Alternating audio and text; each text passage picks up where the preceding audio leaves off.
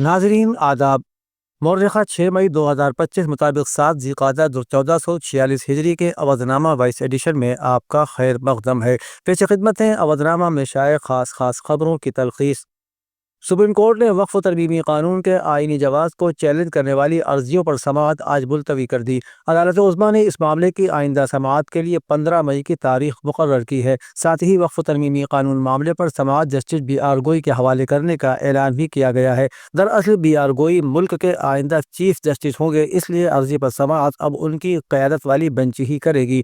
موجودہ chief justice Sanjeev Khanna 13 مئی کو سبکدوش ہو رہے ہیں۔ عدالت نے جیسے ہی آج اس معاملے کی سماعت شروع کی، سالیسیٹر جنرل تشار مہتا نے آئندہ ہفتے تک سماعت ملتوی کرنے کی گزارش بینچ کے سامنے رکھ دی۔ بینچ نے ان کے مطالبے پر رضامندی ظاہر کی اور اس طرح اب معاملہ 15 مئی کو سنا جائے گا۔ قابل ذکر ہے کہ تب تک وقف و ترمیمی قانون کے نفاذ پر عبوری روک برقرار رہے گی۔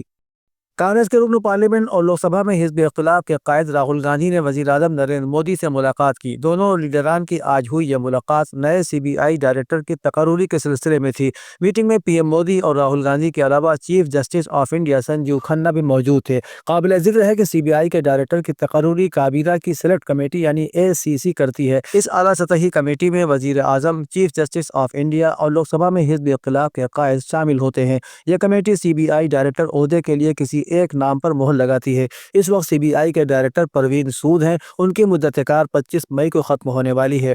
ان کے بعد ملک کا اگلا سی بی آئی ڈائریکٹر کون ہوگا، اس پر تبادلہ خیال جاری ہے۔ الہ آباد ہائی کورٹ کی لکھنؤ بینچ نے پیر کو کانگریس کے رکن پارلیمنٹ اور لوک سبھا میں اپوزیشن لیڈر راہل گاندھی کی مبینہ دوہری شہریت سے متعلق دائر عرضی کو نمٹاتے ہوئے کہا کہ مرکزی حکومت اس معاملے میں تحقیقات جاری رکھ سکتی ہے۔ عدالت نے کہا کہ حکومت تحقیقات مکمل کرنے کے بعد اپنا فیصلہ بھی جاری کر سکتی ہے۔ اس سے پہلے عدالت نے مرکزی حکومت کو کانگریس کے رکن پارلیمنٹ کی شہریت کے معاملے میں کی گئی کارروائی کی تفصیلات پیش کرنے کا وقت دیا تھا۔ عدالت نے مرکز سے پوچھا تھا کہ عرضی گزار کی طرف سے دی گئی نمائندگی پر کیا کارروائی کی گئی ہے۔ سماعت کے وقت مرکزی حکومت کی طرف سے معلومات پیش نہیں کی جا سکیں۔ سپریم کورٹ نے آخری مغل بادشاہ بہادر شاہ ظفر کے پڑپوتے کی بیوہ کی اپیل کو خارج کر دیا، جس میں اس نے یہ مانگ کی تھی کہ تاریخی لال قلعہ اس کے حوالے کیا جائے۔ چیف جسٹس سنجیو کھنہ نے سلطانہ بیگم کی اس اپیل کو قابل سماعت نہیں سمجھا۔ اپنی عرضی میں سلطانہ بیگم نے کہا تھا کہ 17ویں صدی کے اس تاریخی قلعے کو ان کے حوالے کیا جائے کیونکہ اس کو ان کے آباء و اجداد نے بنوایا ہے۔ چیف جسٹس نے مزاحیہ انداز میں سلطانہ بیگم سے کہا کہ وہ صرف لال قلعہ ہی کیوں مانگ رہی ہیں، یہاں پر بہت ساری اور بھی مغل عمارتیں ہیں جن میں تاج محل اور فتح پور سیکری بھی شامل ہے۔ قابل ذکر ہے کہ سلطانہ بیگم کولکاتہ میں رہتی ہیں اور وہ دعویٰ کرتی ہیں کہ وہ مغل بادشاہ کے اصل وارث ہیں۔ اس کے بعد اگر مالی معاونت کی جاتی ہے تو وہ اس دعوے سے دستبردار ہو جائیں گی۔ یو پی کے بی جے پی کے صدر بھوپندر سنگھ چودھری نے کہا ہے کہ رافیل اور ہندوستانی فوج پر اجے رائے کا بیان توہین آمیز ہے، اس سے فوج کا مورل پست ہوتا ہے۔ بھارتیہ جنتا پارٹی کے ریاستی صدر نے کانگریس کے ریاستی صدر اجے رائے کے بیان کو افسوسناک قرار دیتے ہوئے ان پر بھارتی فوج کی توہین کا الزام لگایا ہے۔ انہوں نے کہا کہ اس بیان نے ملک کے سامنے کانگریس کی بدعنوان ذہنیت کو بے نقاب کر دیا ہے۔ ساتھ ہی انہوں نے سماجوادی پارٹی کے سربراہ اکھلیش یادو پر سناتن کلچر کی مسلسل بے عزتی کرنے کا الزام لگاتے ہوئے کہا کہ ہر سناتنی گائے کی عزت ماں کی طرح کرتا ہے۔ گائے کے گوبر پر اکھلیش کا تبصرہ ہماری ثقافت کی توہین ہے۔ 5 ماہ کے تعطل کے بعد بجلی کرمچاری جوائنٹ سنگھرش سمیتی اتر پردیش کے عہدیداروں اور پرائیویٹائزیشن کے مسئلے پر پاور کارپوریشن کے چیئرمین اور اعلیٰ انتظامیہ کے درمیان پہلی مرتبہ بات چیت ہوئی۔ بات چیت میں سنگھرش سمیتی نے کہا کہ بجلی کے ملازمین بہتری کے لیے ہر وقت تعاون کے لیے تیار ہیں، لیکن بدقسمتی سے انتظامیہ نے بہتری کے لیے آج تک کوئی تعاون نہیں کیا اور یک طرفہ طور پر نجی کاری کا عمل شروع کر رکھا ہے۔ جبکہ اس پر چیئرمین نے کہا کہ بہتری کیسے آئے گی یہ سوچنا حکومت کا کام ہے، بجلی ملازمین کا نہیں۔ اس پر سنگھرش سمیتی نے کہا کہ وہ ہمیشہ تعاون کے لیے تیار ہیں، یہ انتظامیہ کی مرضی ہے کہ وہ ہمارا تعاون لینا چاہے یا نہ لے۔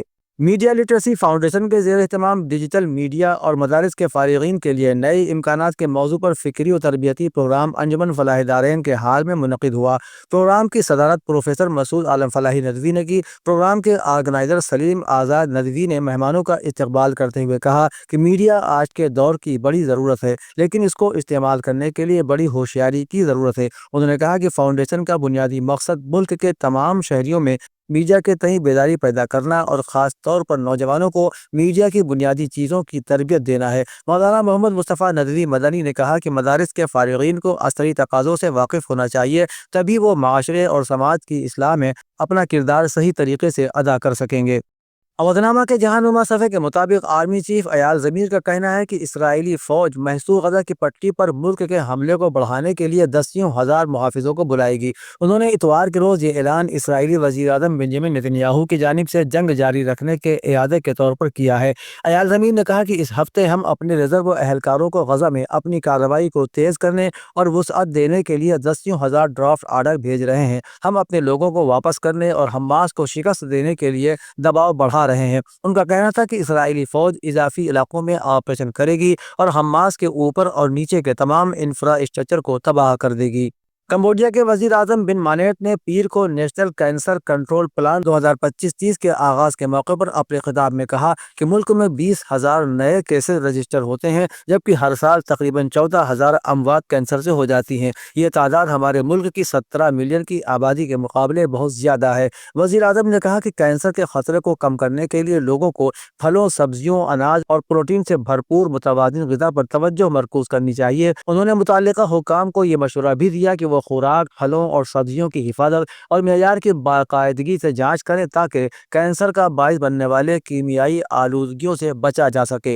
बैनुल-अक़वामी मीडिया की रिपोर्ट के मुताबिक यूरोपीय यूनियन ने टिकटॉक पर यूरोपीय सारिफिन का ज़ाती डेटा चैन मुंतकिल करने के इल्ज़ाम में 530 मिलियन यूरो यानी $600 मिलियन का भारी जुर्माना आयद किया है। इस हवाले से आयरलैंड के डेटा प्रोटेक्शन कमीशन का कहना है कि कंपनी तहकीकात के दौरान यूरोपीय सारिफिन का ज़ाती डेटा चैन मुंतकिल करने पर वजाहत नहीं दे सकी कि किन कवानीन के तहत डेटा चैन मुंतकिल किया गया और ये इक़दाम यूरोपीय यूनियन के कवानीन के खिलाफ है। यूरोपीय यूनियन के कवानीन जनरल डेटा प्रोटेक्शन रेगुलेशन के तहत यूरोपीय सारिफिन का डेटा सिर्फ उसी सूरत ब्लॉक से बाहर मुंतकिल किया जा सकता है कि जब दूसरी जानिब भी उसी सतह के हिफाजती इक़दामात मौजूद हों।